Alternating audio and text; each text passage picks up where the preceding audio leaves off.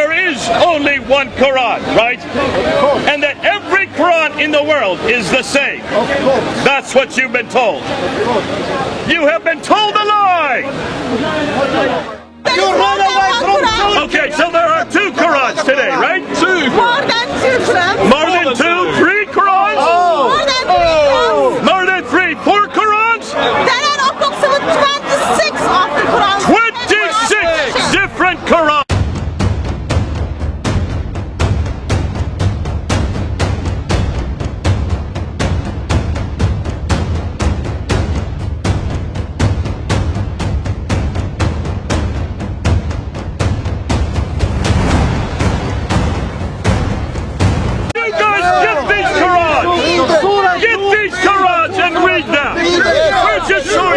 Oh, go ahead, start throwing things up. It says they were lied to. They denied. Two different readings. It's the same thing in Arabic. Read in Arabic. It's the same difference. Look, it's the same. And which has the Dhamma. The difference is between Dhamma and Dhamma. Read it. Read it again. حتى يقول حتى يقول Read it again. The prophets fought, but by the time you get to the war, they were killed. That is a huge attention. Don't give up. Your faces, Muslim people, your face come here. Come. You better go. We're going to make it more and more difficult for you.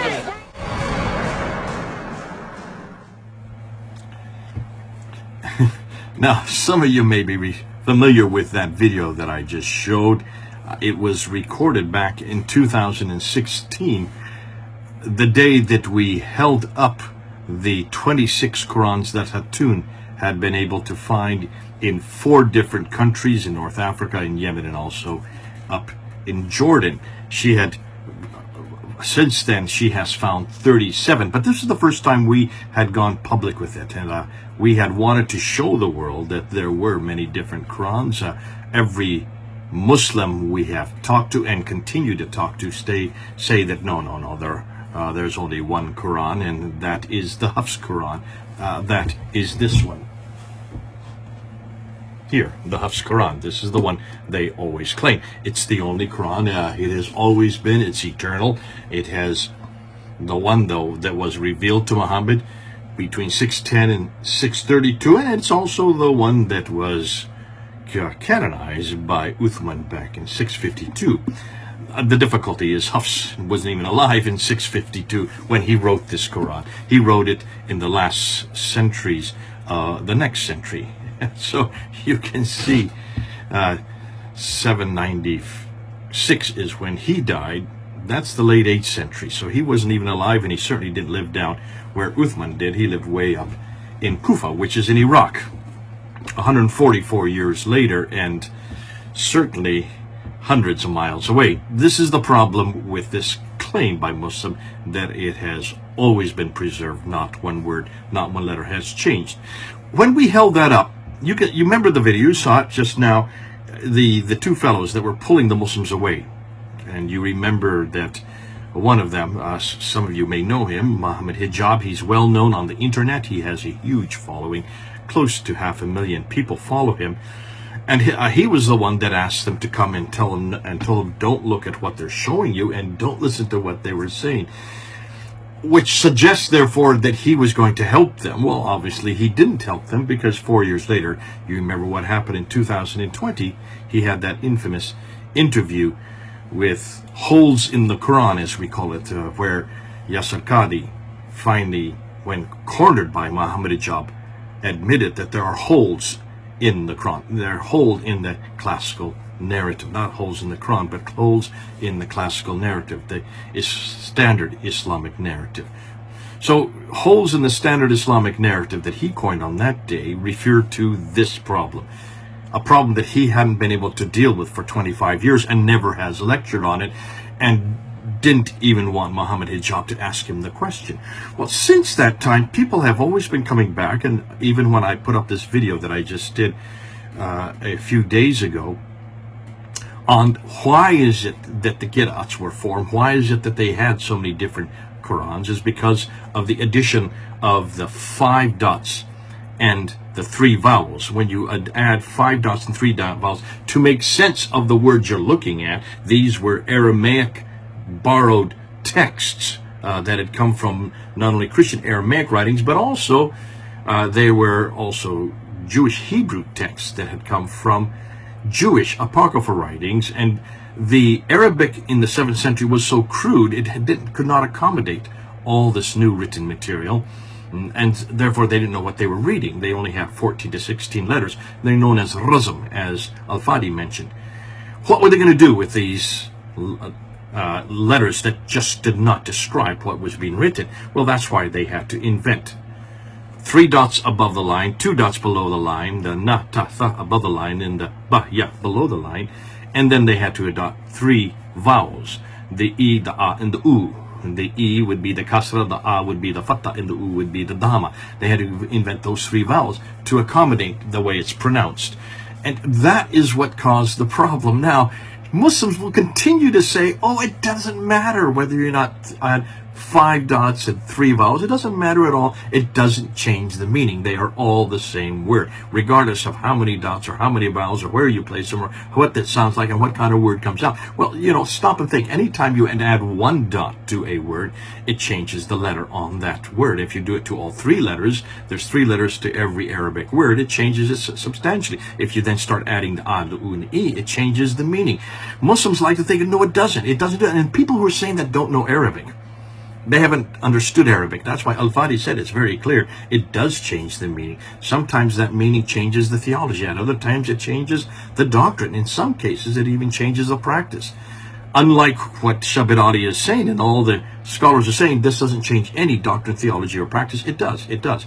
Now, to prove that point, way back in 2016, Hatun and I did a video because we had introduced these Qur'ans 3 times that summer, June, July, and then August. And after the August event, we almost didn't leave the corner. It got so volatile. The Muslims got so angry. They tried to grab the Qur'ans from us, did not want us to leave with those Qur'ans. We just barely made it out. So the very next day, Hatun and I decided that rather than take this down and try to make our point at Speaker's Corner, which is not the best place to make the point, it's good for great theater, and you saw great theater. It's great to get the word out there, and it certainly shot it all over the world because it immediately went up to the internet. We decided to sit down in the calm of the Pfander Center there in London, and we decided to unpack it. Now, this was done back in 2016, mind you. That's 6 years ago.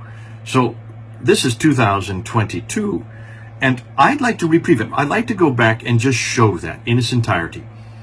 Where Hatun and I are sitting there in the Pfander Center. She has her whole stack, you'll see them, of the Qur'ans. They're mine. I only have 9. She had 26 there. And what we're doing, we're just going to easy going back. It's going to take about an hour and 15 minutes. If you don't want to sit through the whole hour and 15 minutes, that's okay. Just watch at least the first 10 or 20 minutes and you'll see what we're getting at. And what we're going to do is we're going to start unpacking them. We're start looking, showing what we couldn't do at Speaker's Corner because of the volatility of the situation, the environment of the crowds and whatnot. We couldn't do it there, so we did it in the quiet of our own studio, of our own office, of our own library. Sit back, take a look, and you decide, after you listen to what Hatun are doing. Now remember, neither Hatun or I speak Arabic fluently. I do read and write it. Hatun doesn't even read and write it. And yet look and see what we were able to do just by looking, see if you agree or disagree. Because all we're doing is looking at what Arab speakers have done, pointing word by word from 2 different sources, from the Hafs and the Waters, or the Hafs and the Kasai, or the Hafs compared with any other text, showing you just how different these dots and vowels make the word, how different the words are, how different the sentences are, and therefore how different the meanings are. And when you have different meanings, that does change the doctrine, that does change the theology, and that does change the practice. To say that the Quran has been perfectly preserved, folks, this is going to throw it to pieces. Do sit back and then do comment. I hope some of you can make it all the way through and see. We're not going to show you all 93,000. There's no way we could. We're just going to show you a number of them. Go through it and just show you, unpack it. what you can do. And listen, you don't need to know Arabic to see this. We're going to show you the words side by side. You're going to see where the dots are missing or they are added. You're going to see what the meaning is. We're going to show you what the meaning is in English so you can understand it. And then you decide when you look at the English translation of what each word has done for each text. And then you see if the theological, doctrinal, and practical differences have changed. Okay? Sit back, enjoy. This is for you in 2022, what we did way back in 2016, 6 years ago.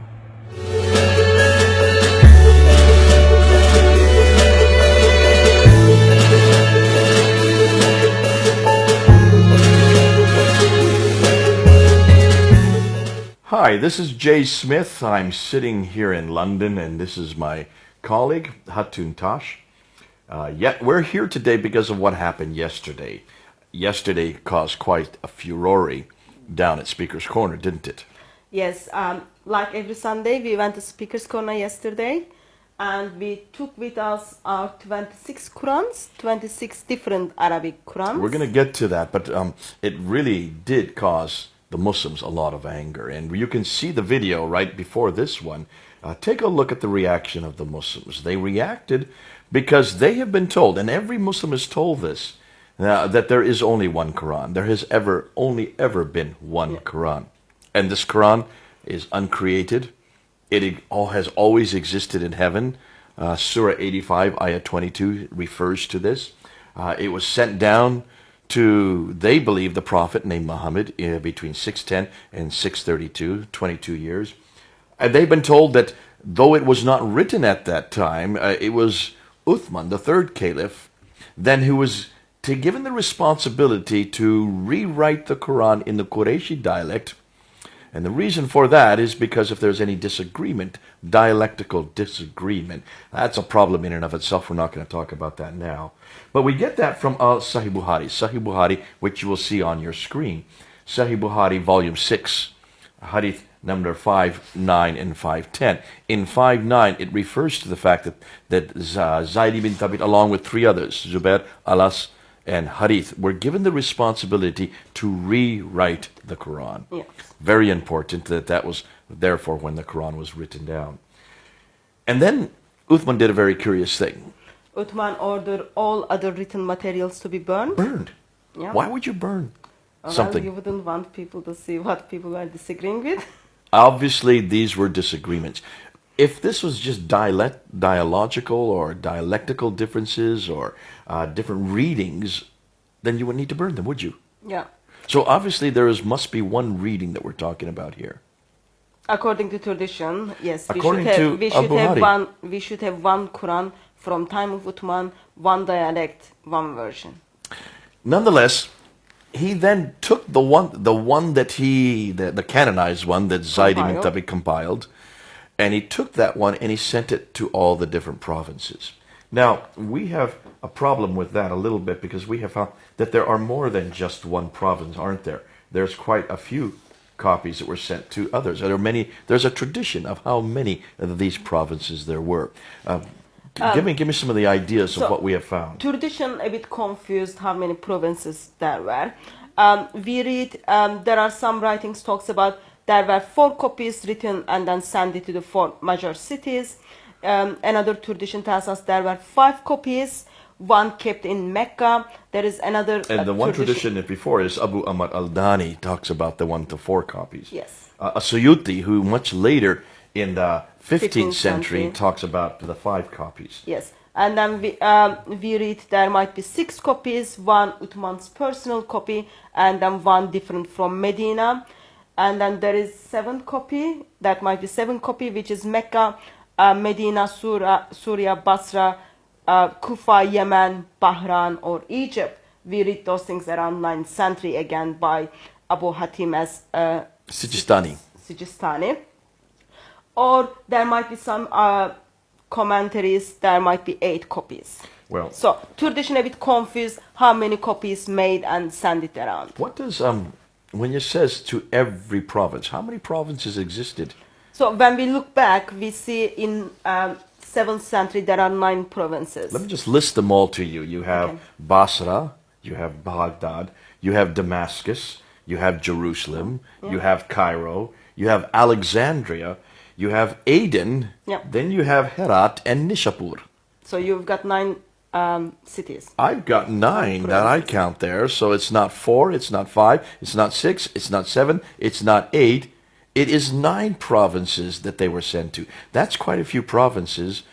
And obviously, with the question we've asked for many years, we've done this also at the Speaker's Corner, if there are 9 of them that were sent out just 1,400 years ago, we should be able to find those 9. We can't find them, can we? Yes, we should have 9 complete copy of the Quran, written down, complete, perfect, from 9 different cities. We can't even find But today we don't have anything. Not from the mid-7th century that is complete.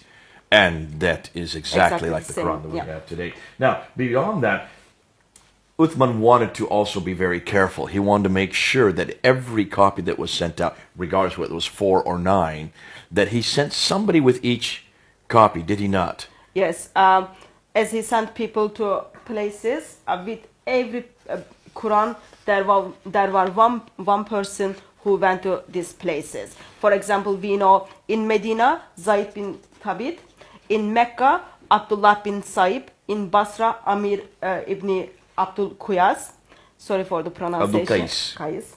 In Syria, Al-Muqarid ibn Shuba. Mughira ibn Shuba. Okay. That's my American accent. And to Kufa, Abu Rahman al-Sulaimani. Now listen, just for those who are watching, we're desecrating the Arabic language. Please forgive us. She's Turkish. I'm American. Arabic is not our native language. Though we read Arabic, we do not pronounce it as you do. Forgive us right off the top, because we are going to mispronounce it all the way through, aren't we?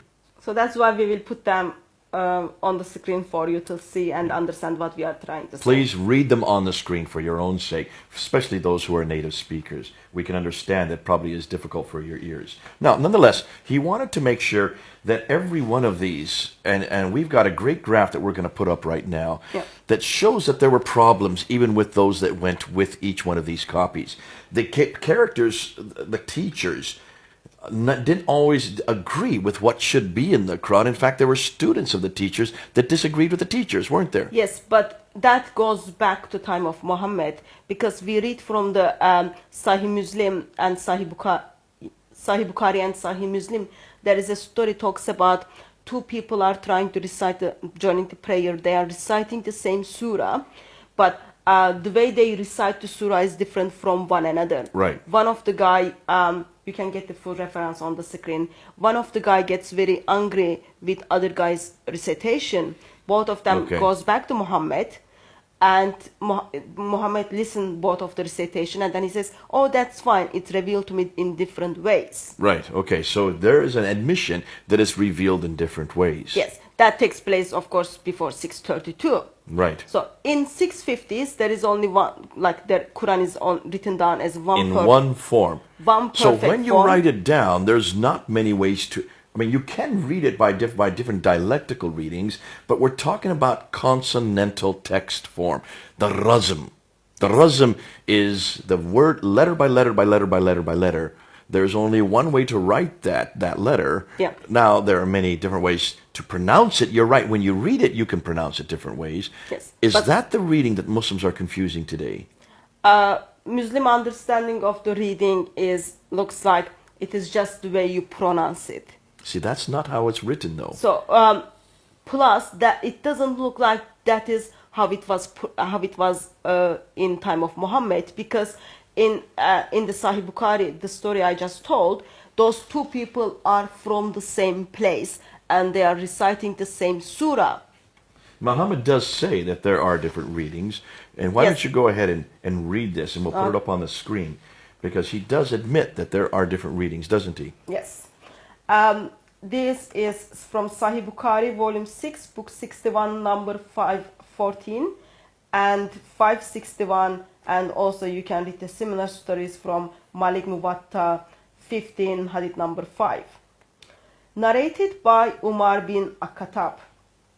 I heard Hisham bin Khatim reciting Surah Al-Furqan during the lifetime of Allah's Apostle, and I listened to his recitation and noticed that he recited in several different ways, which Allah's apostle had not taught me. I was about to jump over him during his prayer, but I controlled my temper. And when he had completed his prayer, I put his upper garment around his neck and seized him by it and said, "Who taught you this surah which I heard you are reciting?" He replied, "Allah's apostle taught it to me." I said, "You have told a lie, for Allah's apostle has taught it to me in a different ways from yours." So I dragged him to Allah's apostle and said to Allah's apostle, "I heard this person reciting Surah Furqan in a way which you haven't taught me." On that, Allah's apostle said, "Release him, O Umar, recite, O Hisham." Then he recited in the same way as I heard him reciting. Then Allah's apostle said, "It was revealed in this way," and added, "Recite, O Umar." I recited it as he had taught me. Allah's apostle said to them, "It was revealed in this way. This Quran has been revealed to be recited in 7 different ways. So recite it whichever is easier for you, or read it as much of it as may be easier for you." So Okay, let me just ask him. So, recite it in this way, or this way, or this way, or this way. That means these are dialectical differences. Now, Hatun, if there were 7 different ways of writing it with consonantal differences, then the question needs to be asked, which is the one that's in heaven? yes, since Quran is the eternal tablets in heaven, we would love to know which written Of those 7, which written version which of was the this one in that Allah. the Jibril recited to Muhammad? So tradition tells us Muhammad asked angel to give him different ways to recite, because Muhammad knew people wouldn't able to recite as it was in heaven. So angel was kind enough to Muhammad. He gave him to seven different ways. So each verse was given by the angel 7 different ways.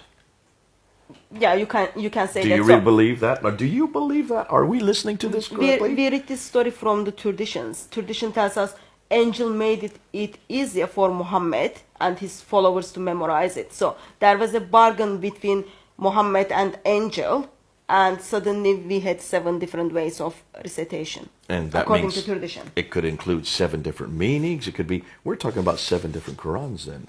Already. So Muslim understanding of readings is, it is just the way you pronounce it. It doesn't change any meaning. That's what I'm getting at. And can you see, and we're talking to the people who are watching this, really there is one way of writing it. There are many different ways of reading it. Now, let me explain this.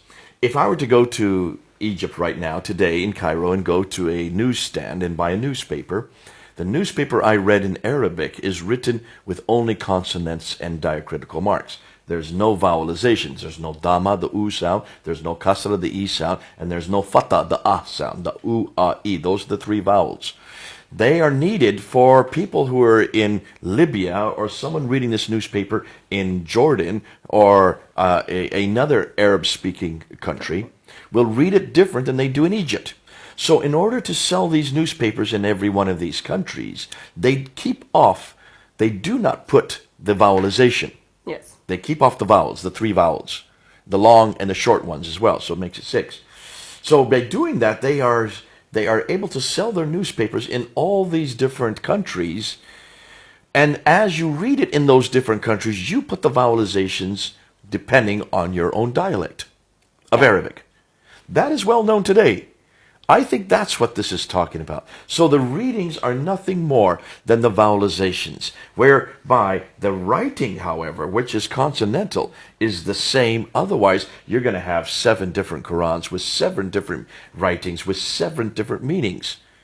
So, multiplicity of meanings. That is, yes, what kind of Islamic tradition tells us. So I just want to give the background. This is the traditional account. Okay. So now we have come to the 21st century.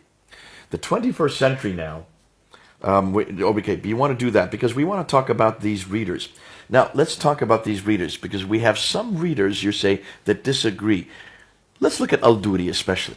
Al-Duri is one that has a problem with two of his teachers, does he not? Yeah, Al-Duri is the blind reader. So, Al-Duri is also student to person, Abu Abdurrahman as-Sulaymani, who went to Kufa, and then one of his students called Al-Qisra. So, Al-Duri is the student of Al-Qisra. Also, Al-Duri is student of Abu Amir ibn Allah, who was in Syria. Okay. So, as Al-Duri kind of hears from his teachers, he learns from his teachers, in 2016 he leaves us two different Qur'ans. Oh. So, he leaves us a Qur'an which is disagree with his other Teacher? No, he disagreed with his other students from the teacher? From the same teacher, from Al-Harith. Okay. Also, he leaves us another Quran, which is he disagree with Al-Susi, who is the other student in Syria, in Kufa. Yeah, sorry, in Syria. Yeah. Okay, so here you have Al-Ala, who has two students, Al-Duri and Al-Susi, and up here you have Al-Qissa, who has two students, Al-Duri and Al-Harith. Yes. Al-Duri disagrees with Al-Harith up here, and he also disagrees with Al-Susi down here. Yes. So he's confused as to, and we're going to show some examples of this, are we not? Yes, we do have some examples. So the examples we're going to look at now come from not just one Quran, not just two Qurans, not just three Qurans. You've been able to find 26 Qurans today in Arabic around the Arabic-speaking world. What cities did you go to find these Qurans?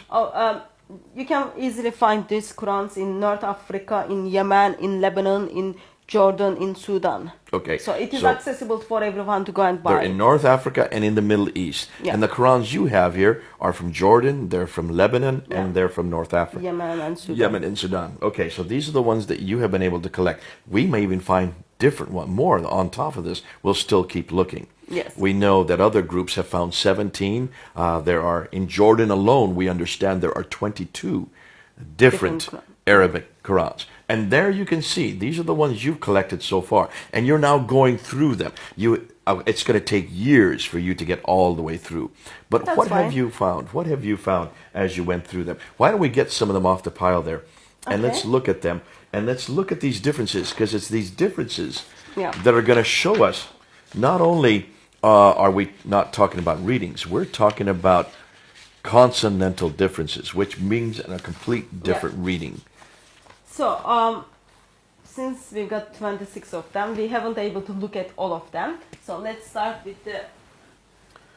And while she's getting this down, for those who are watching, the biggest anger yesterday at the corner, all the Muslims that were there, the vast majority were Arab speakers. And what bothered them, as we opened up these different Qurans, and we just had to open up any page, almost any Quran, we would find what we call manuscript variants. These are consonantal variants, not vowelization, not reading differences, not ways of reading it differently. These are actually written differences between each Quran, and primarily between this Quran. Now, let's explain. This is the Hafs Qur'an. This is the Hafs Qur'an, which has been canonized in 1924, and this is accessible to everyone. So now, you can say the buy date again, 1924. You're saying that this book was finalized, was written down in its final form in 1924 at Al-Azhar University in Cairo, in Egypt. That means it's less than 100 years old. It's not even 100 years old, which means... well, Prince Philip is older than this Quran. It's a pretty new Quran. But this has now become the canonized. This has become the official Quran by the Ibn Saud family in Saudi Arabia. That was done in 1987. So many people now know it as the Fard Quran. Even though we know it as Hafs, it is also referred to as the Ibn Saud or the Fard Quran, because it is Ibn Fard who is the one who actually gave the jurisdiction that is the official text. Now that's the text that we use here in Britain, is it not? Yeah. Just don't get confused that don't say like we are reading the meaning of the Quran. We are looking at this Arabic writings. So we are looking at the writings of Arabic. We are not We're looking doing at the the Arabic. translation. So this is the Arabic Quran, not the translation, for those who, this is what she's saying. All right. Now, this is the one that we have used week in and week out all the time at Speaker's Corner, when we do our lectures, when we go on overseas. This is the one we always take with us. The translation is Yusufati. We're not looking at the translation. We want to look at the Arabic. Yeah. Now, what have you found by looking at the Arabic? And you have gone through this with your Arabic speakers. Yeah. So you've used native Arabic speakers who also teach Arabic. You asked them to compare The certain verses. verses with verse. Yeah. Let's go and let's look at some of them. So because I've got Welsh version like longer than other versions. So let's start with the Welsh version. In fact, let's do that for lack of time, Yeah. because we could be here all day going through all 26 of those. Let's just do the Hafs, which is very popular in all of Middle East. It's also popular in Britain. And the Warsh, which is very popular in North Africa. The Warsh is one you'll find in North Africa. Okay. And let's start with what, Surah 2? Let's start with Surah 2 verse 10. Verse 10, okay, right at the very beginning. Now, in Surah 2, verse 10, it says here, and we'll put it up on the screen. It says they lie, yakdibuna. So mine is yakdibuna. Okay. What does yours say? And I've got the Welsh version in my hand.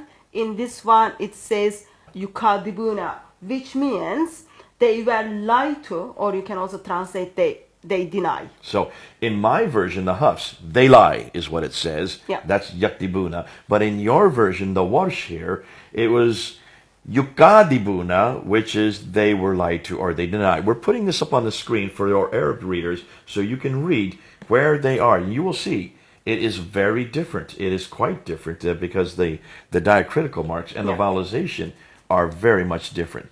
That is Surah 2, Ayah 10. Let's go a little bit further to Surah 2, Ayah 48. In Surah 2, Ayah 48, it says in my Hafs version, Yuqbal. That's the Ruh Qur'an. I'm sorry. We want the Ruh Quran here. Okay. Now you're getting another Quran. So this is the Warsh. Now we're going to the Ruh. It's a completely different Quran, and it's known as the Ruh Quran. Okay, this is the Ruh Qur'an, which goes back to the main teacher is Yaqub in Al-Hashami. We look at the Surah 2 verse 48. And guard yourself against a day when no soul will in aught avail another, nor will intercession be accepted. Now the word here is yuqbal, but that is the wrong grammar because that is male. It should not be male. It should be female here. Okay, so in Ruh version of the Quran, Surah 2 verse 48, it's the word is Tokbal. Or tukbal instead Tukbal. of yukbal. Yes. So it is corrected. Yes, Tukbal is for the context of the female. All right. Yukbal is the context of the male. So if you read the verse, it's context of the female. So Hafs version got it wrong as a grammatical sense. Wrong. But Ruh version of the Quran gets it correct. Corrects it and gets it correct. Now let's go to Surah 2, Ayah 125. If you can go back to your Warsh version again. Surah 2, Ayah 125. And we'll put this on the screen there. Yeah. Here you have, in the Hafs version, etakizu. Etakizu, which means to take. Remember, we made the house a place of assembly for men and a place of safety. And take ye the station of Abraham. What does yours say in the Warsh? Okay. In the Warsh version of the Quran, it says etakhazu, So from etakizu, it's been changed to etakazu. which changed the meaning of the word, which is have taken instead of take. So it is suddenly like different tense and different word. And take ye the station of Abraham is changed to and have taken Taken. ye. Yes. So there's a completely different meaning to the text. It Yes. changes the tense of the whole text. Now let's continue on. Let's go to verse 132. And this is about Abraham and his sons in 132. And here in 132, as you can see, I'm holding it up here, the reference is Abraham enjoined his son, and the word is wawasa. Wawasa. What does it say in the Warsh? Okay, in Welsh it is as wa'awsa. Wa'awsa. Okay. So, in Welsh version of the Quran it says, and Ibrahim instructed his son. So here you have an inclusion, an interjection in the Warsh of an aleph. Yes. An aleph is put between the two vowels. Yes. That's an entirely different, I mean, that's a consonantal difference right there. They've imported a consonantal difference, an aleph. Wawasa, enjoined, has been changed to wa'awsa, instructed, in verse 132. Now let's move on to 140. Surah 2, Ayah 140. In Surah 2, Ayah 140, in my Hafs version, it says takuluna. So you say, takuluna, you say. Okay. In Welsh version of the Quran, it says yakulun.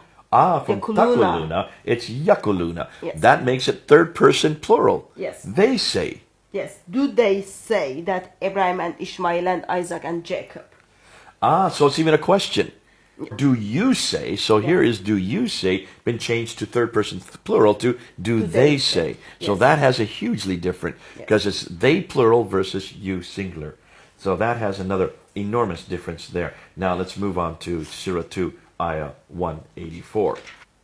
Surah 2, 184 says here, Ta'amu miskini. Okay. So redemption by feeding a poor man, it's singular. So ta'amu miskini. But what does it say in the Warsh? Okay. In Warsh version, Surah 2, verse 184, Ta'ami masakina, which means redemption by feeding poor man. So redemption by feeding group of people. Versus in Hafs, it is redemption by feeding a man, one person.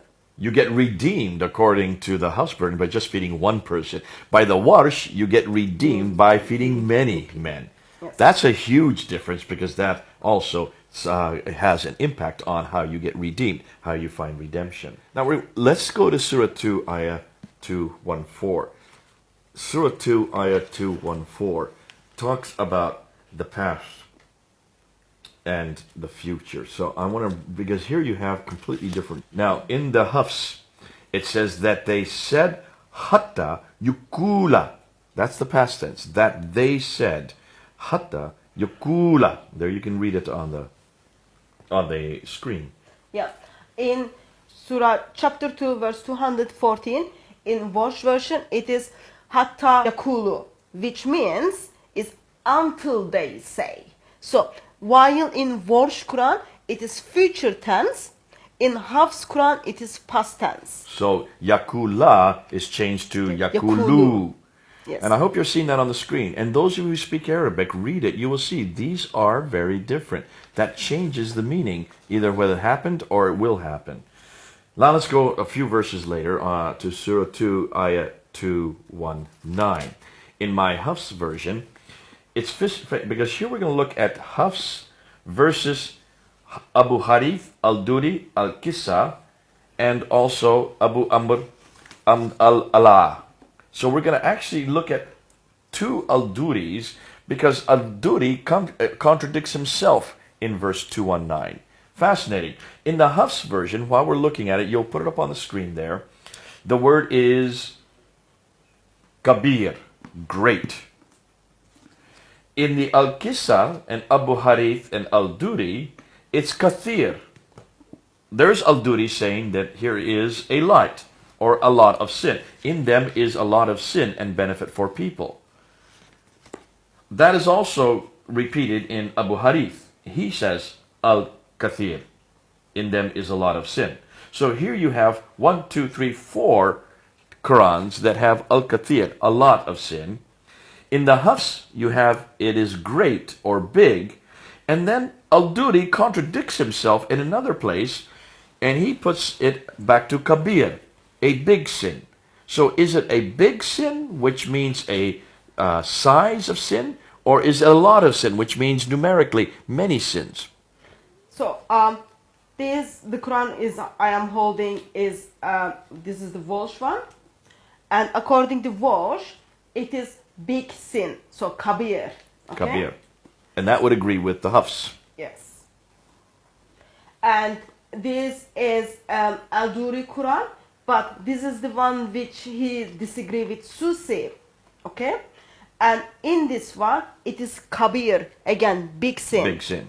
Okay, it's agree with the Warsh and the Hafs. Okay? And in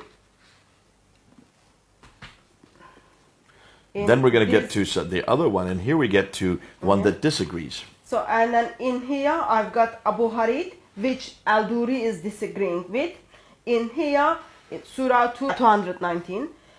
It is the katir, so a lot of sin. So there it's a lot of sin, which means many sins. Yeah. And the other one, it's big, which means a great sin. Yeah. That has completely different meanings. I've got another Quran, which is Abu Amir ibn Alala, Al-Duri. In this one, Surah 2 verse 219 is Kabir, again big. Big again? Yeah. And then, So that's Al-Duri and Al-Allah. yeah. And then I've got another one. This is Al-Qasar Abu Hadid, what Al-Duri is disagreeing with. Oh, here's Al-Duri disagreeing with himself. Yes.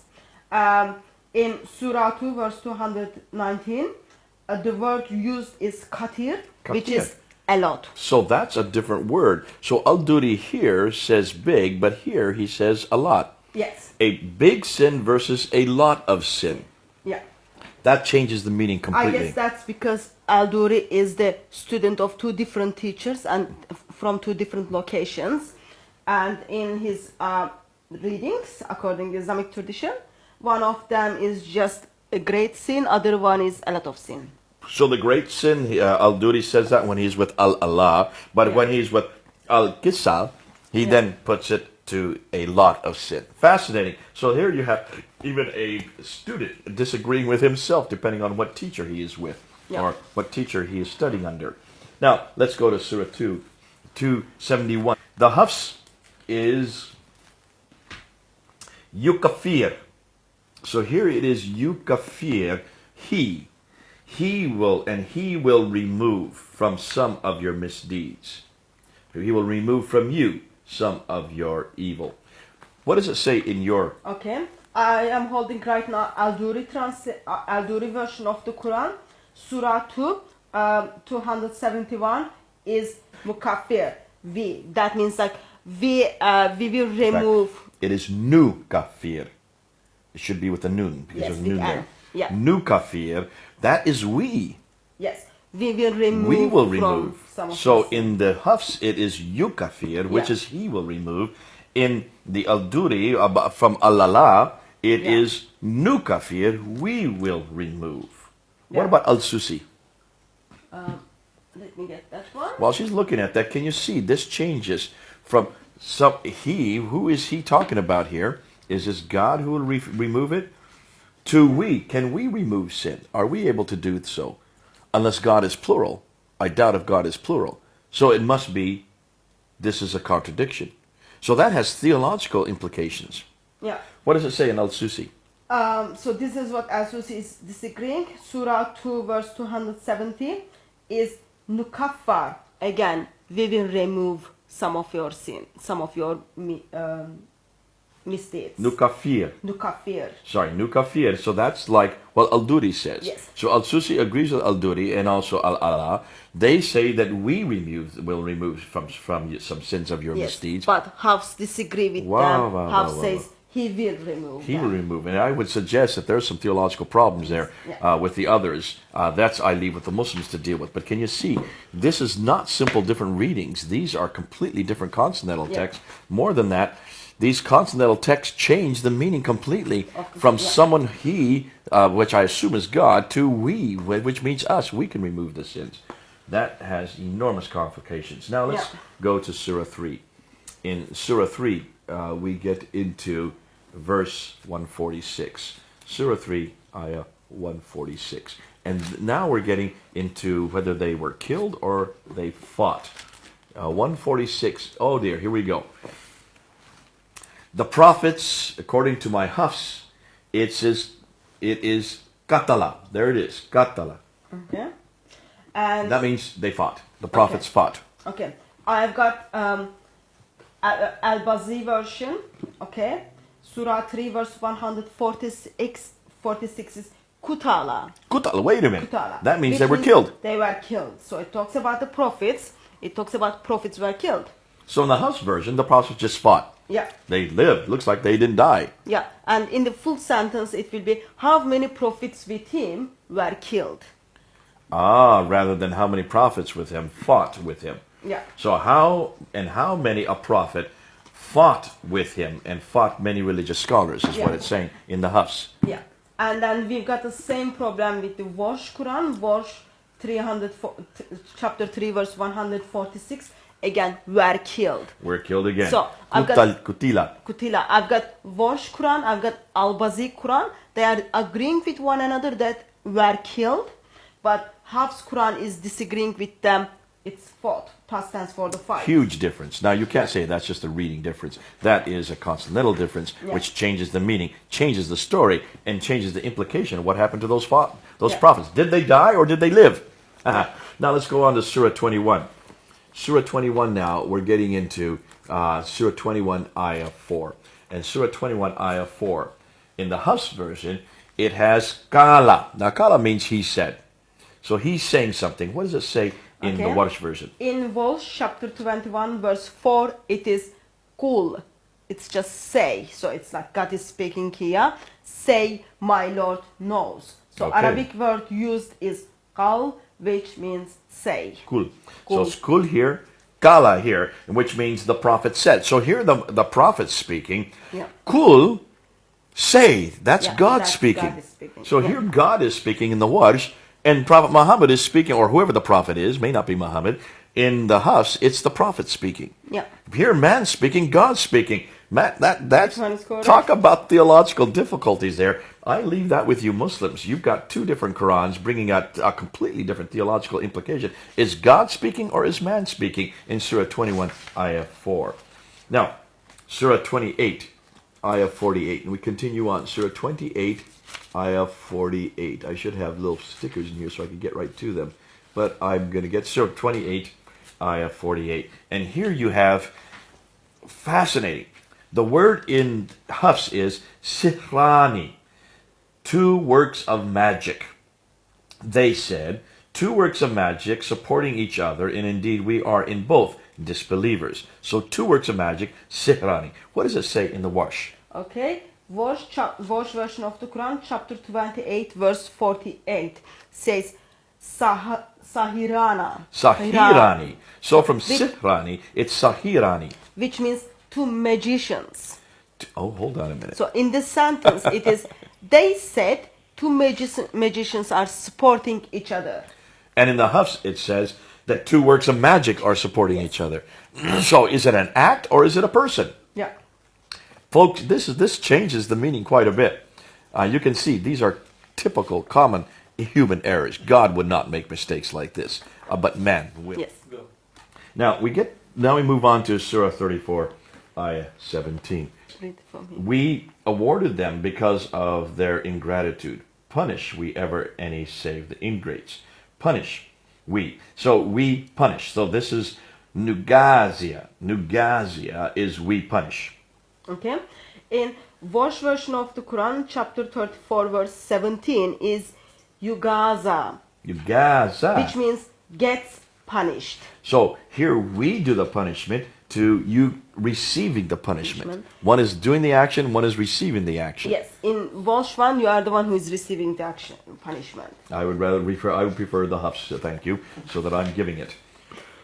Now we come to one that has caused an awful lot of, this is the one that most people think is the problem. And it's always in Surah 1, Ayah 4. It's also in Surah 114, Ayah 2.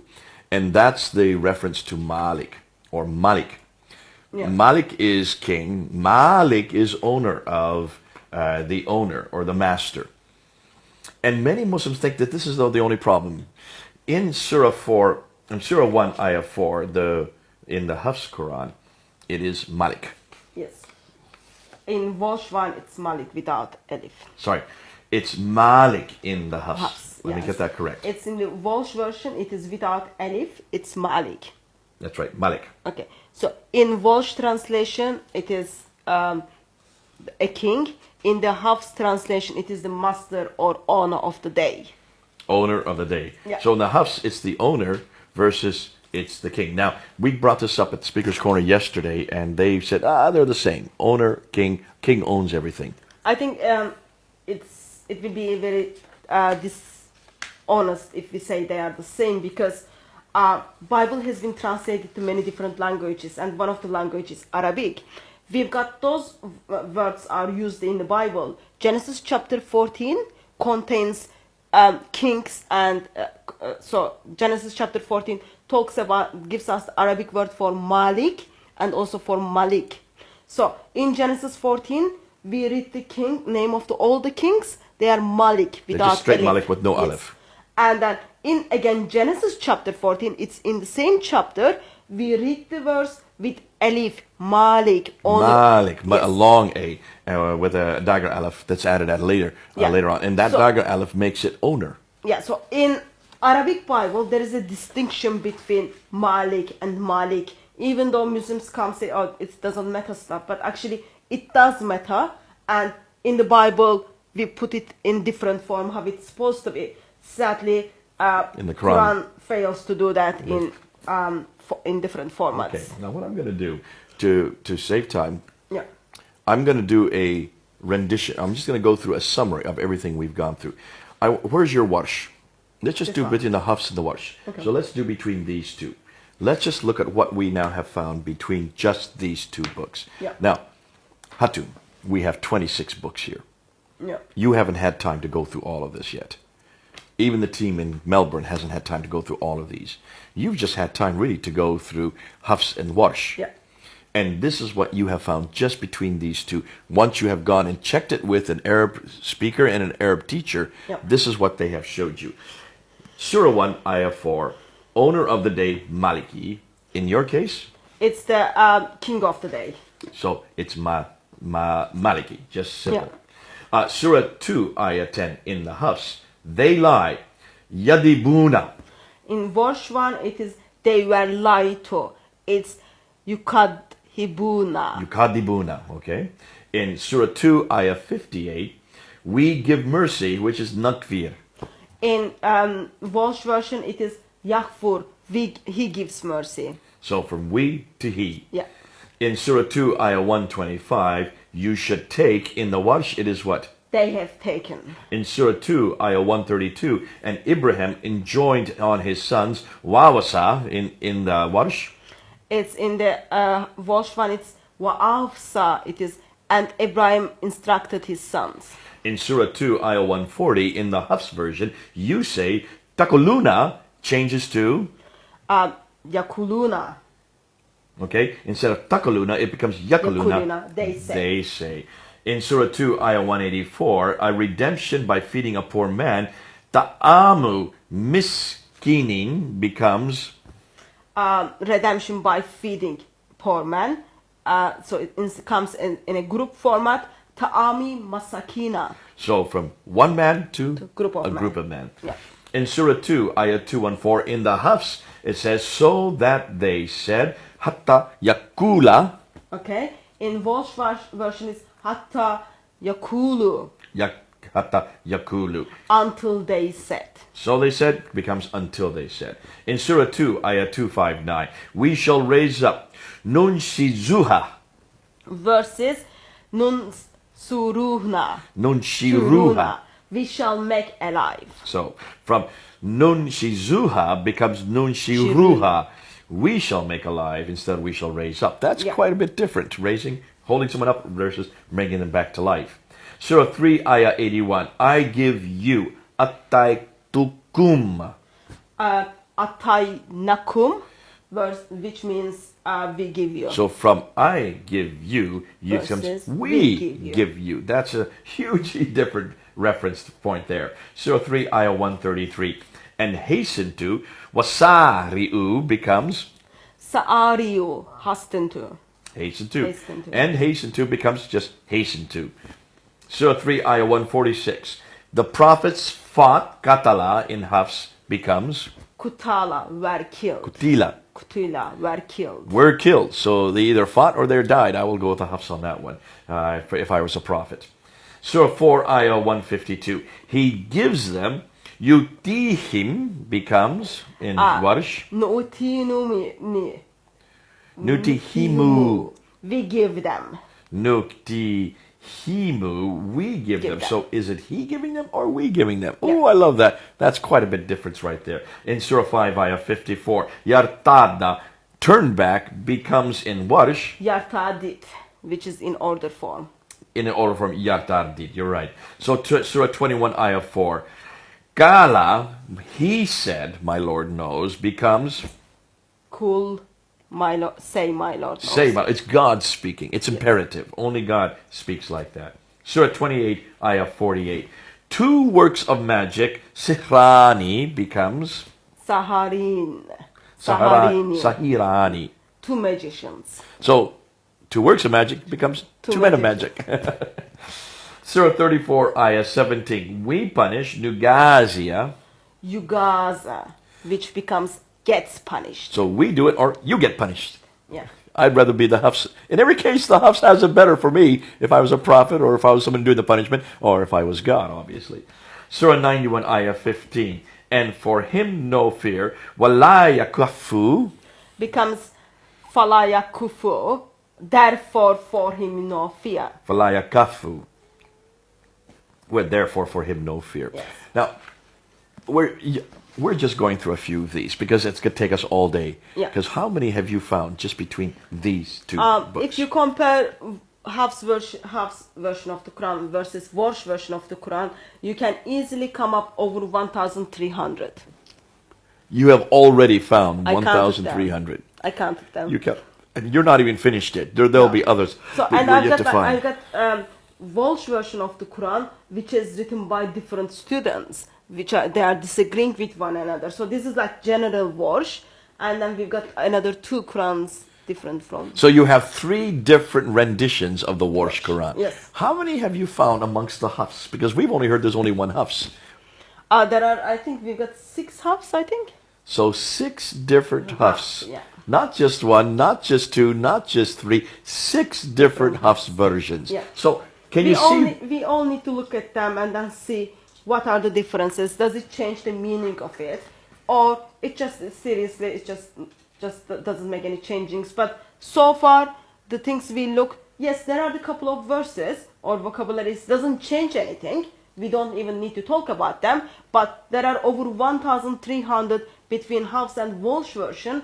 They change the meaning Just of this the Warsh sentence. and that Hafs. Yes. Because there are 6 of these and there's another 3 of that. Yes. You're only looking at one of them versus one of the 6. Yes. And you found already 1,300 differences. And these are consonantal differences. These change the meaning, as you have seen. That's why you went through it. Now, just hand me any one of those up there. In fact, why don't you give me a few of them? Let me just take this. And when you open it up, I'm just going to open up to any given page. Okay, that's wrong side. Make sure it's the right side up. And I'm just going to show the camera here. I did this on the corner yesterday, and boy, the Muslims got angry. If you just take, open up. Let me just tell you what Quran you are holding right now. You are holding the Quran which has been sent to Mecca, Abdullah ibn Shahid, and this is by Ibn Kathir Ibn Kathir students is Al-Bazi, and in here we are seeing what Al-Bazi write. Also on the red writings, we are seeing what the Kumbul, who was the other student of Ibn Kathir, disagrees with. Okay, so every time you see a red word, I can open up almost any page. There's a red word. I can open up another page. There's 1, 2, 3, 4, 5, 6 red words. These are where the students have disagreed with the teacher. Yes. These are different words. These are what we call manuscript variants. So students are disagreeing with one another. Even with they each are other. learning from one teacher, they are disagreeing with one another. And in each case, you can see on almost every page, this is just one example of where we can find this. Give me another example. Okay. This is the Quran which was sent to Syria according to tradition. This is the Al-Duri Quran from Abu Amar Allah. Now, if you look, I'm just opening Remember, at Al-Duri, random. I'm just opening random. Al-Duri, so this is from the Al-Duri who studied under Allah, not Al-Kisal. We're looking at Allah. Yeah. 1, 2, 3, 4, 5, 6, 7, 8, 9, 10, 11. 12. I'm looking at 12. Oh, I have 12, 13, 14. 14 differences between the two pages. Yeah. I just took this at random. I could open up almost any page and look at these. 1, 2, 3, 4, 5, 6, 7, 8, 9, 10, 11, 12, 13, 14, 15, 16. I run out. This is Al-Duri completely disagreeing with not only with the other students, but also with his teachers. Yeah. We need to work out all those differences, all those variations, change the meaning of the sentence or not. But so far, this Quran is already telling us there are the differences. So this Quran is just telling us there is the variations on that. And this you can buy today in Syria, or you can buy it in Jordan, or you can buy it in Yemen. These are in existence all over the Arab-speaking world. These are Arab Qurans. These are not translations, folks. These are supposedly the original Arab Quran. But look at all the disagreements we have with well-known students. These are scholars. These are not just people off the street like you or me saying, I want to read it this way or I want to write it this way. These are, well, intellectual, scholarly people. And then this one is the Hafs Qur'an, but red writings is what Susi is disagreeing with Hafs. Al-Susi, look at all the different places he disagrees. I mean, you can see entire phrases, entire sentence here. Here's an entire sentence that he disagrees with. So whenever you see that, these are now what they've done is they put in the margin. So you can figure out what are the disagreements. What they would rather put, and this is what they think it should be. Now, can you understand why when people come up to us and say there's only one Quran and it's read the same way all over the world? We're just giving you a smattering of different ones of the ones we've come across. Which is this one here? Yeah, it is said this is the Ruh one. It is said actually because for not every Quran tells us what are the disagreements between students, but it just tells us there are the disagreements. I think it is a shame that we can't just turn up the Islamic bookshop and buy one Quran, which we can see what are the disagreements, what is the meaning of the sentence, how it affects. It is said like in 2016 we have to work them out by ourselves. But in here we've got the Quran by Yaqub al-Hashim. This is the Ruh Quran. And then it just tells us what the Ruyas, who is the other student, is disagreed. You can just see them. Again, those reds are the what other student Ruyas disagreed. And I'm just going to do randomly, open page by page by page. I mean, there's not a page where there's not these disagreements.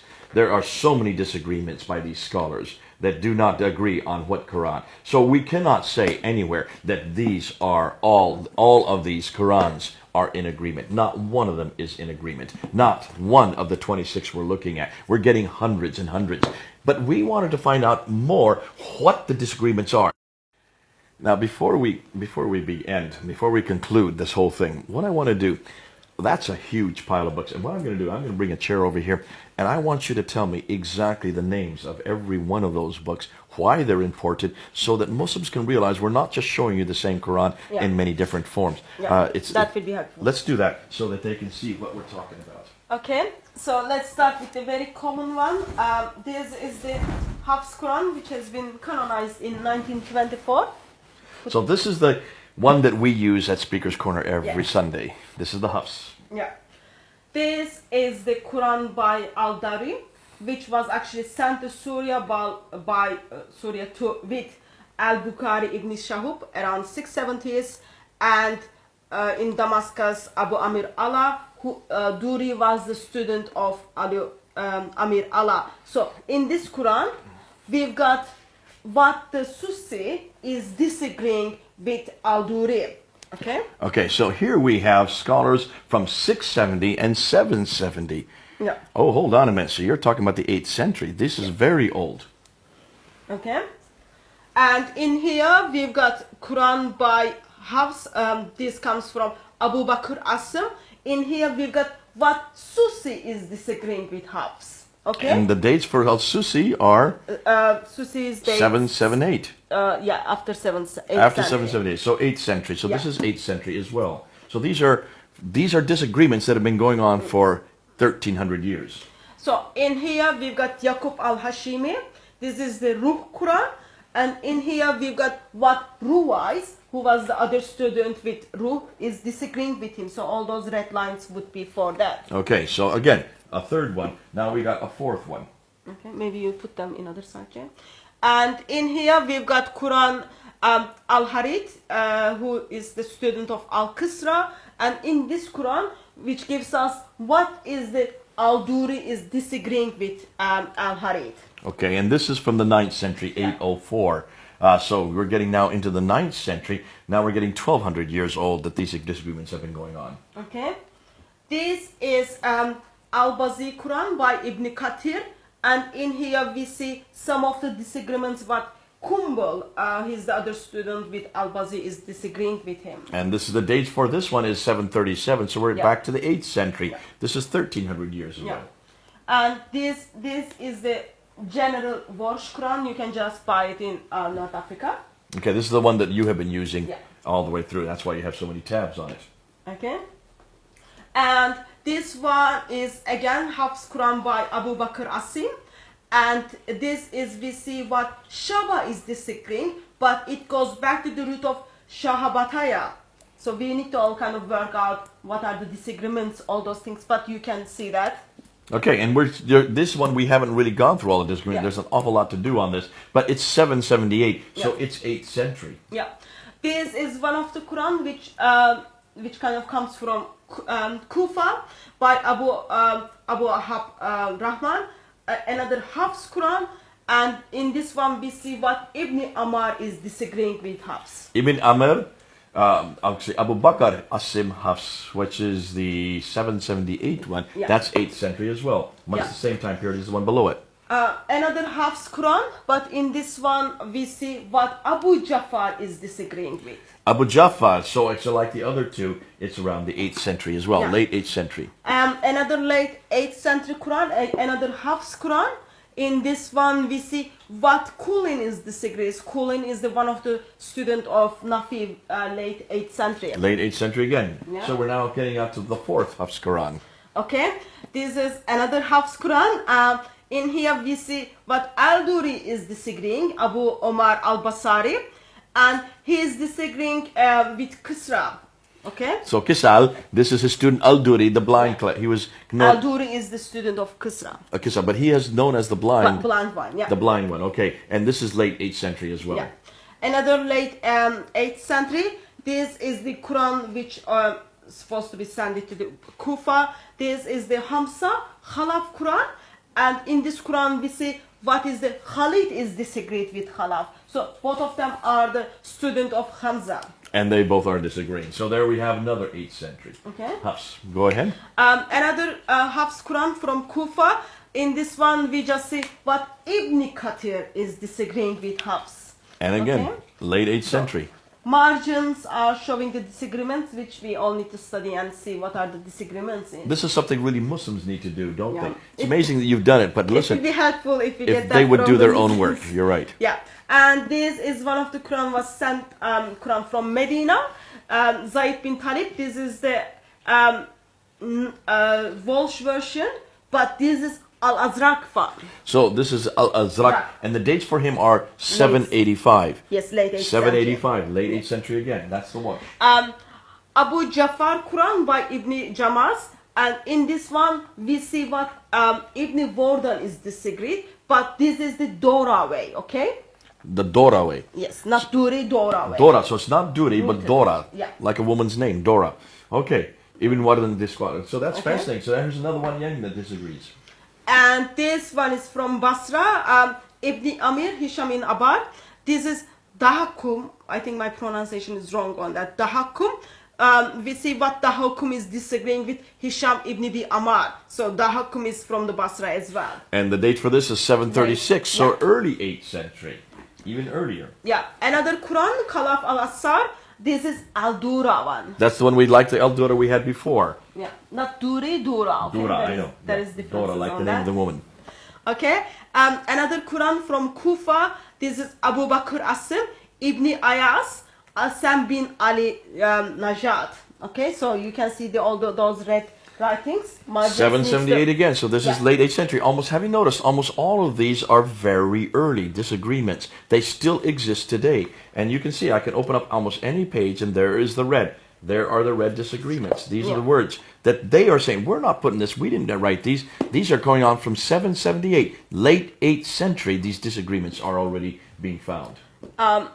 sadly, not every Quran gives us all the disagreements. We need to work them out. But there are some has been very generous and They've been helpful, so very helpful in helping us that way. This is another Hafs Qur'an by Abu Bakr Asim. This is what Yaqub is disagreeing with him. Okay, again you can see the margins and disagreements on that. 8th century, late 8th century again. This is 1300 years ago. Okay, this is the Quran to Kufa, Abu Ar-Rahman As-Sulaimani, Abu Bakr Asim from Hafs, and this is what Khalaf al-Asir is disagreeing with. Again, it's the student, Khalaf al-Asir is the student of Hamza. This is 778, late 8th century. Boy, we're getting an awful lot of these that have been disagreeing almost from the very beginning. Medina, this is the Zayd bin Thabit. This is Nafi Warsh Quran, but it is Al-Asabari. And this one comes from 785. So it's another 7 years later that disagreement starts to come in. Yeah, these are the simplest one now. This is Nafi and just Qualin one. Okay, so we'll put that one right up here. Yeah. This is the Quran which was sent to the, according to tradition, to Mecca. Ibn Kathir Kumbul one. This is also in here we see what Al-Bazi is disagreeing with him. Al-Bazi is again student of Ibn Kathir. So and this is very early. This is 737, which makes it in the early 8th century. And in here we've got the Quran to Kufa again. This is Hamza and it comes from the Khalaf. And 772. So it predates most all of those Qurans that are Hafs from 778. Okay. This is the Quran to Basra. Ibn Amir, this is the Quran by Hisham, who is a student of Ibn Amir. And Hisham gives us also, in the Quran also we see what the Hakum is disagreeing with him. So both of those people are from Basra. 736, early 8th century. You can see, we're talking about, this has been going on for hundreds and hundreds of years. And this is the Quran by Al-Qasra, Abu Harith one. And in here we see what Al-Duri is disagreeing with him. So one of them is from Kufa, other one is from Syria. And this is 9th century, a little bit later. Now, the book you're opening up now is very special. Why is that an interesting book? This is the very easy and simple one because this contains the 10 readings. Sadly, it doesn't give us what are the different readings. It just tells us, oh, there are the readings, you can get it. It took ages to find all those things. But when you just open page, all those color codes tells you actually there are the difference in other versions of the Quran. So of course we need to work out if it does change the meaning of the Quran or meaning of the verse, or it is just pronunciation of it. So all those things needs to be looked at for. This is the kind of which one makes our life easier. That it makes life easier. Yeah, we needed to have this to figure those Qurans out. Yeah, and that's what you've been doing. This is just the first 10 that you're looking at. There are now 1,300 that we could. I'm sorry, there are 26 that we could look at, and of course, in all the 26, we're finding many of these. I see you're writing this all up because you have found so much that's different, so much that has changed. Yeah. Now, folks, we're going to conclude with what this all means. These ones that we've shown you, these are actual changes in meanings. Now, we could go on all day, giving you example after example. We could go through all 1,300. Yeah. Back down in Melbourne, in Australia, there's another group doing this. These are Arab scholars. They're Arab. They are all Arab speakers. And they are going through and looking at the Hafs and the Warsh, but they're looking at the other ones as well. They have 17. We've got 26. They only have 17. Their hands are full. They have already found 5,000 disagreements between the ones they're looking at. By next year, it'll probably be a few more thousand. Every year, we're going to be adding to this list. This is in 2016. Today is August the 8th. Today, August the 8th. We have already found 1,300 differences here in London between the Hafs and the Warsh. One example of the 6 Hafs and one example of the 3 Warshes. We have already found 1,300. Yeah. Now we're going to continue to do this. You can do that as well, Muslims. You need to realize this is the first time you've ever heard this.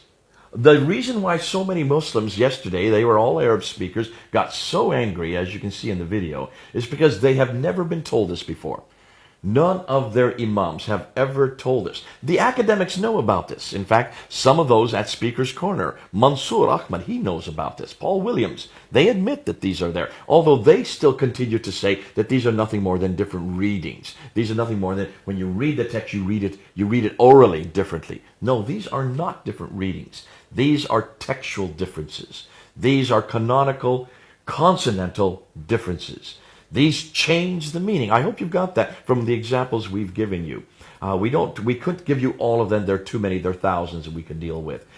Just to show you that this is something the Quran, the Muslims and the Quranic scholars need to admit, need to own up to.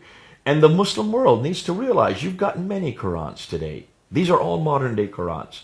These are not archaic, ancient Qurans from the 7th, 8th, and 9th century. Every one of these you can buy in your marketplaces. Go back, look at them. You do this homework. Thank goodness, Hatun, for all the great work you have done. Pouring through line after line after line, and then going to your Arab helpers, making sure that what you're finding is what they're seeing, and letting them actually translate it for you and show that these completely change the meaning from the Hafs to the Warsh. Plus, it is a shame that we don't have we've got Muslims just telling around there is only one Quran, it has been unchanged, all those kind of things. But now we've got 26 Qurans. We try to look at some of them, and there are lots of more we need to look at. And I think we just encourage Muslims to stop saying that there is only one Quran and it hasn't been changed, it is exactly the same. That will be helpful for your dear Muslim brothers and sisters as well your Christian sisters in humanity. I think also it'll help Muslims who always claim the Bible has been changed. And they're saying that there are 400,000 differences. Yeah. 400,000 variations they're looking at. Now, we know that these 400,000 are copies of copies of copies of copies that come from one variation. And what most Muslims don't realize is that when you go look at, when we have thousands of manuscripts to look at, we have 5,839 Greek manuscripts. 839 Greek manuscripts. We have 10,000 Latin Vulgates. We've got another 9,000 in another language. Roughly 26 to 27,000 manuscripts we can look at. So we are, for the biblical side, we are comparing over 5,000 Greek manuscripts, and then we are saying, yes, there are the variations, number of the variations are approximately 400,000. But Muslims are comparing their manuscripts. For example, they are looking at the Topkapı versus current Hafs Qur'an. There are 2,270 variations, only one comparison, only one writings. Versus we've got over 5,000 writings, 400,000 variations. So that makes approximate one manuscript to has approximate 17 variations. Versus in Islam, just only from one manuscript, one completed Topkapı, we've got over 2,000 variations. Okay, so let's unpack that, because that's an awful lot of what people are trying to hear. Now, when you hear this word 400,000 variations, what it comes back to is that's what exists all the way through the Greek-speaking world with all the 5,000 manuscripts, 5,008 manuscripts. Now, let's go back. Many of them are copying, let's say, one word that is different from the others. That one word can be traced back to one manuscript. Let's just take the P45 manuscript that is in Dublin. That has a reference to Jesus going to the upper room with the 12. It just says Jesus went to the upper room with the 12. That was then repeated many, many times. Later on, one of the scribes wrote after the 12, the word disciples. Knowing that, hold on a minute, what 12 is he talking about here? Someone may not know that these are the 12 disciples. So he put the word disciples in. From that time, every scribe that came after that wrote disciples in there. Now, that's all right there. 100,000 of the 400,000 is just that one word that's been added on. Now, of them, that's a quarter of all the manuscript variants that we have found. When you look at that together, so that's one of the 17 you're looking at, that's just one of them.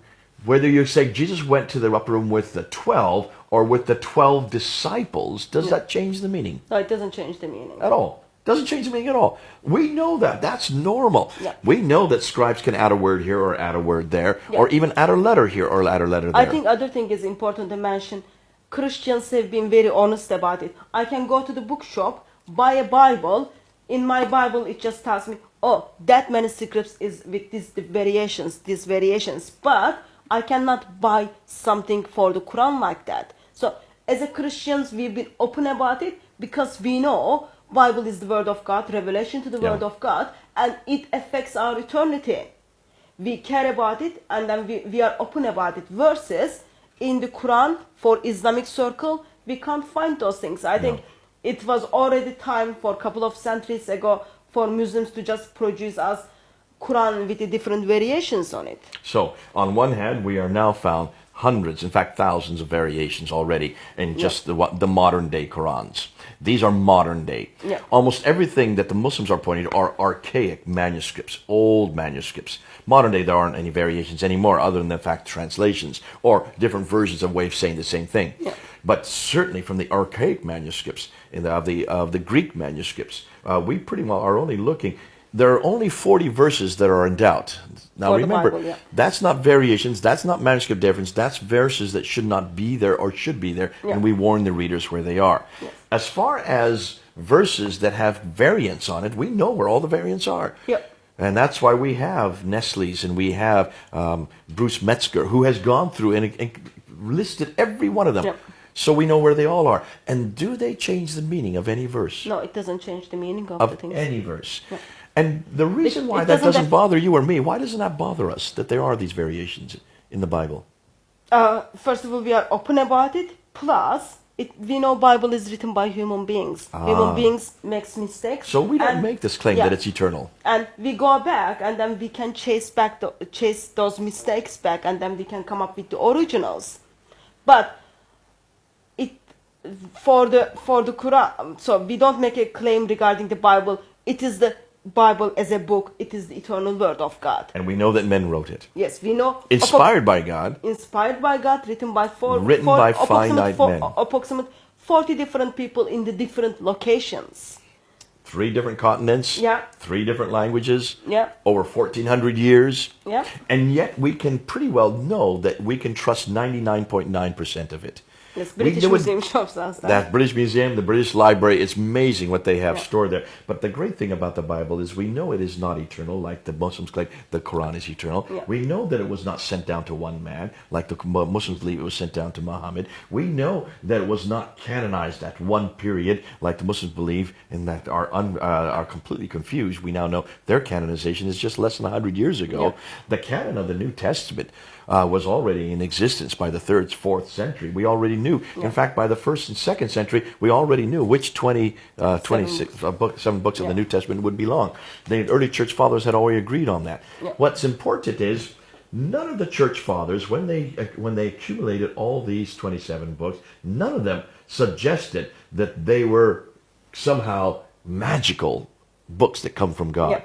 They were inspired by God. And that every man wrote it in their using their own abilities and using their own idiomatic expression. That's why you have 4 different gospels, 4 different ways of saying the same story. Yeah. So we don't make the claims that Muslims make, and that's why we don't get angry when people show us that there are variations in the Bible. We know the variations are there. Yeah. That's nothing new for us. No Christians got angry when the Muslims say, you've corrupted our Bible, we've corrupted our Bible. The first question we ask them is, does the Quran agree with you on that? Knowing that, we know where the variations are. We know exactly where the verses that are in doubt are. We've been very honest, as Hatun has said. Muslims, you need to start being honest. And you need to start admitting there is not one Quran. In fact, it looks like there's a multiplicity of Qurans. That's just within the 7th and 8th and 9th century. But even today in the 21st century, just look at all these Qurans. None of them agree completely. They agree in the main, but there are variations all through them. Almost every page has disputes about which word should be there by different scholars, students of different teachers, who don't believe this word should be there, this word should be there. That's still going on today, and we're now 1,400 years after Muhammad. We leave this with you. This has been a good time to unpack what we did on yesterday. Go up and look at both of them. Understand why Muslims do get angry. And Muslims, if you do get angry and you now are starting to have doubt about your Quran, you know where you can come to. Come on home. Come on home. It's so good to know that we have a Bible that doesn't have these problems. We don't ever claim what your scholars have been claiming. Don't get angry with us. Get angry with your scholars. Get angry with the imams who have been telling you week after week, month after month, year after year, the Quran has never changed. It is the same Quran we have today as in heaven that was revealed through to the Prophet Muhammad by the angel Gabriel. That is not true. Not after today. You can't say that anymore. All right. This is Jay. And Hatun from London. Here in London. Over and out.